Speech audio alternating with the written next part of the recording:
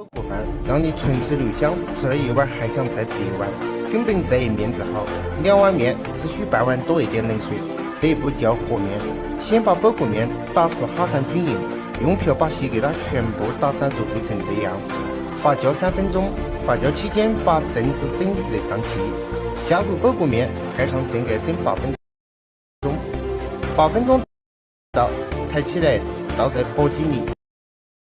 这一步叫粉饭，用瓢迅速打散揉碎所有细疙瘩，和拢成一团，然后均匀撒入小半碗冷水，发酵2到3分钟。再次用瓢打散揉碎所有细疙瘩，接着倒入蒸至再蒸6分钟。这样蒸出的火锅饭一吃可吃几大碗。188豆